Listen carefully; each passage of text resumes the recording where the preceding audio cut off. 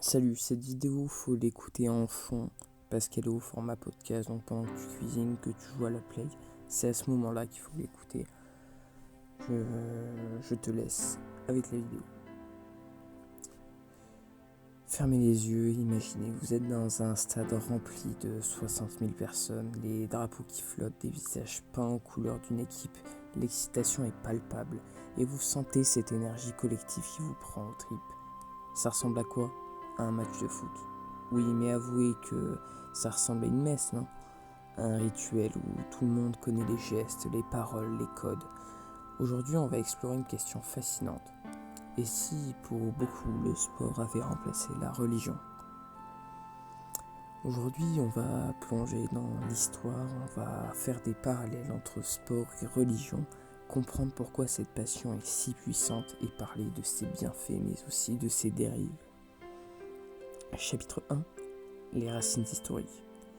Si on remonte dans le temps très loin, on se rend compte que les liens entre sport et religion sont vieux comme le monde. Dans la Grèce antique, les Jeux olympiques n'étaient pas juste une compétition sportive, c'était un hommage à Zeus. Les athlètes concouraient nus, oui, complètement, pour montrer la perfection du corps humain, une manière d'honorer des dieux. C'était sacré, on arrêtait même les guerres pour les Jeux. Imaginez ça aujourd'hui, bien que la trêve olympique existe encore. À Rome, les gladiateurs n'étaient pas juste là pour divertir, les combats dans le Colisée avaient une portée politique et culturelle énorme. C'était un rituel, une démonstration de puissance, un outil pour unir le peuple autour d'un spectacle commun, exactement comme un grand match aujourd'hui. En fait, le sport a toujours eu cette capacité à faire rassembler les foules, à donner un sens collectif, un peu comme une religion. Chapitre 2. Les points communs frappants. Alors pourquoi je parle de religion ? Parce que quand on y regarde un peu plus près, il y a énormément de parallèles à faire. Les lieux sacrés, déjà dans la religion, on a les églises, des mosquées, des temples. Dans le sport, on a nos stades, le Maracana, le Camp Nou, Old Trafford. Ce sont des lieux où les supporters se sentent chez eux, presque comme dans un sanctuaire. Les rituels, les chants de supporters, les hymnes, les tifos, tout le monde connaît les paroles, les gestes, la chorégraphie. Comme dans un rite religieux, ça crée une connexion instantanée. Mais il y a aussi les idoles et les prophètes. Dans la religion, on vénère des saints, des prophètes. Dans le sport, on a Pelé, Michael Jordan, Serena Williams ou Cristiano Ronaldo. Ils sont immortalisés dans des photos, des statues, des documentaires. On cite leurs phrases comme des versets. Mais dans le sport, il y a aussi les grandes messes. Dans la religion, il y a les fêtes importantes, des pèlerinages. Dans le sport, il y a la Coupe du Monde, les Jeux Olympiques, le Super Bowl, le Tour de France. Des événements qui rassemblent la planète entière devant le même autel, l'écran de télé ou les gradins. Pourquoi le sport prend cette place ? Pourquoi cette passion est-elle si forte ? D'abord, parce que l'être humain a besoin d'un profond sentiment de communauté. On a tous envie de faire partie d'un groupe, de partager des émotions avec d'autres.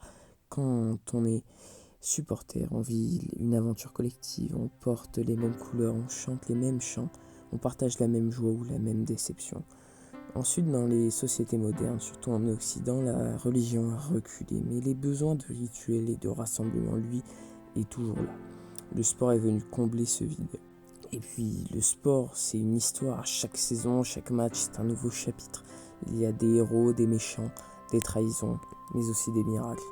C'est une série sans fin où l'on connaît les personnages depuis des années. Enfin, c'est un échappatoire dans un monde stressant. Le sport, c'est un but simple et clair. Gagner pendant 90 minutes, le reste disparaît. Chapitre 4. Les effets positifs. Le sport, c'est un ciment social. Il rassemble des personnes qui ne se côtoieraient même pas dans la vie quotidienne. Dans les tribunes, un chef d'entreprise peut serrer dans ses bras un étudiant ou un ouvrier parce que leur équipe a marqué. C'est aussi une source d'inspiration. Les athlètes se dépassent, ça donne envie de repousser ses limites. Chapitre 5. Les dérives et les limites. Mais comme dans toute passion, le sport peut déraper. Il y a le fanatisme violent, comme le hooliganisme, la pression insensés sur les joueurs, parfois insultés ou menacés après un mauvais match.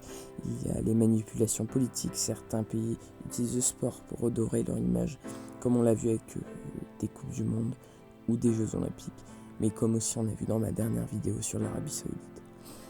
Sans oublier la dépendance émotionnelle des supporters qui voient leur humeur dictée par les résultats.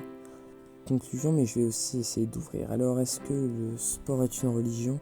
Pas au sens strict, mais il en reprend tellement de codes qu'il joue souvent le même rôle. Il donne un sens à une communauté, des héros et un calendrier de rendez-vous. Donc du coup, pour toi, le sport, c'est un loisir ou une foi.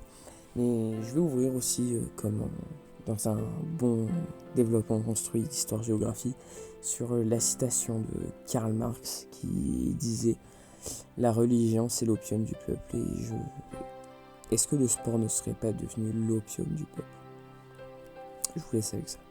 Et d'ailleurs, si vous pouvez me faire des retours sur ce nouveau format, ce sera avec plaisir. Donc n'hésitez pas à liker, vous abonner, lâcher un commentaire, c'est super important pour le référencement. Salut!